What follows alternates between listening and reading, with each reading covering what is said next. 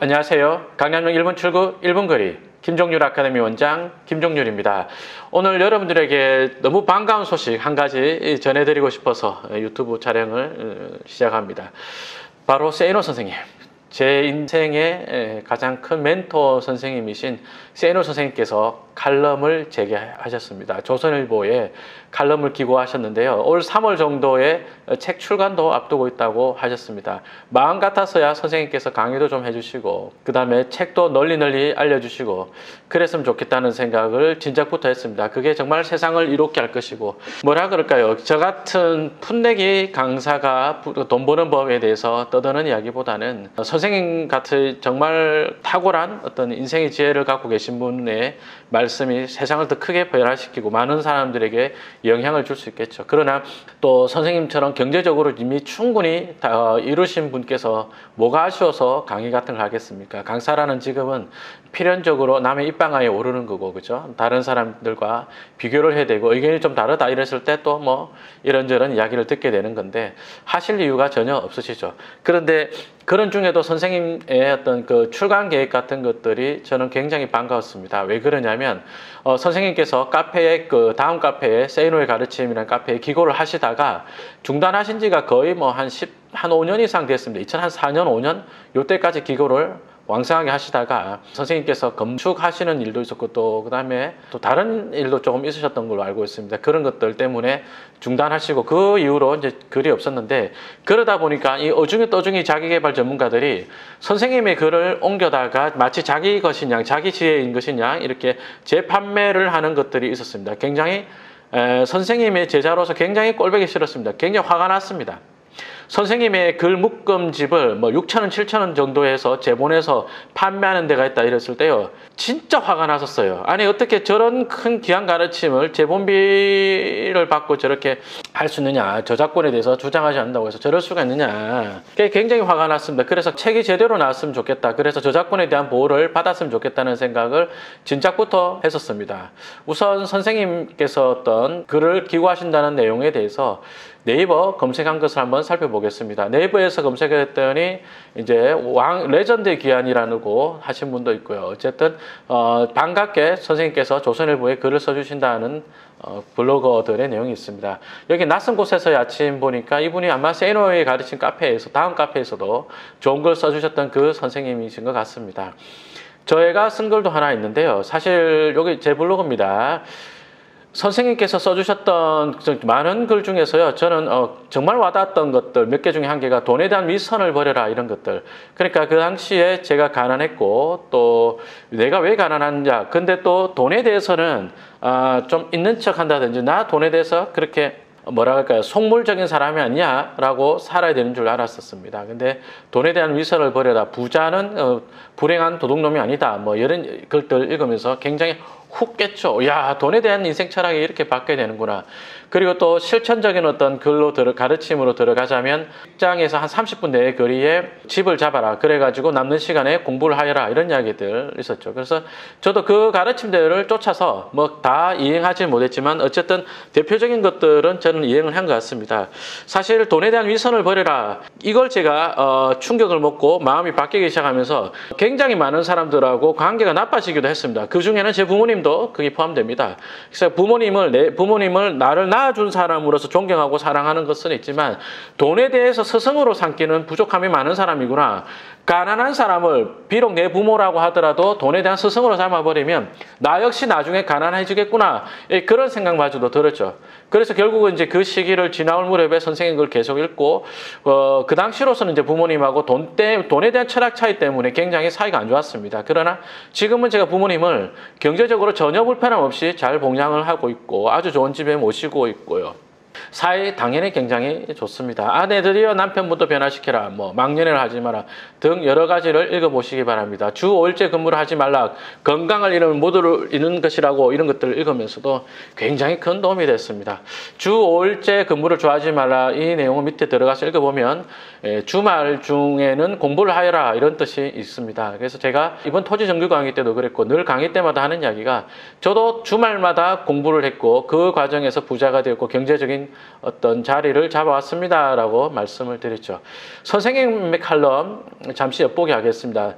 나 흑수저 출신 갑부인데 검사도 털어먹는 사기꾼의 6가지 특징이라고 나와 있습니다. 6가지 특징 중에서는요, 안타깝게 제 이야기도 하나가 있습니다. 보면은 흑수저로 태어났으나 투자를 잘해서 떼돈을 벌었다고 홍보한다. 카페 블로그 뭐 등으로 끌어모은다 했는데 이게 6번째가 딱 저죠. 외모와 목소리가 좋은 죄송합니다. 예, 무리를 해봤습니다. 아무튼 뭐 강의 8위 중에 사기꾼이 많다라는 말을 이제 여러분들한테 좀 이야기하고 싶습니다.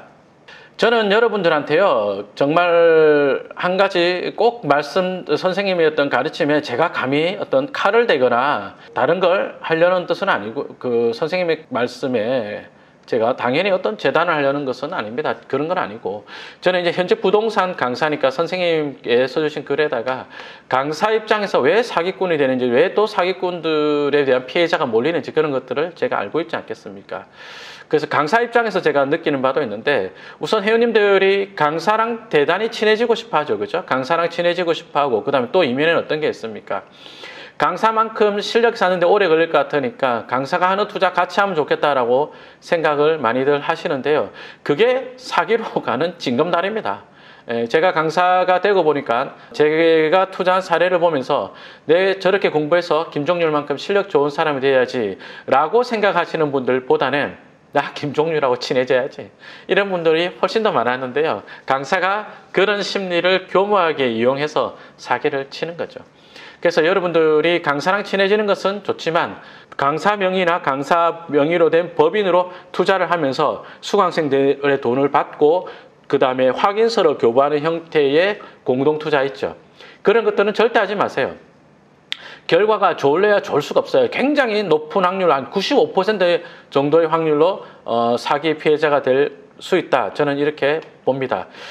그게 왜 그렇겠어요? 이게 내 돈이 아닌 돈이 주머니에 많이 들어와 있다. 그 다음에 투자 물건이 있으면 필연적으로 호기심이 생긴단 말이에요. 이 물건을 샀을 때 돈이 될 것도 같고 약간 불안한 것도 있다. 근데 내 돈이 아니면요, 수익이 많이 나면 그 수익 나는 거에서 수강생들한테 당연히 수수료를 받겠죠. 그죠?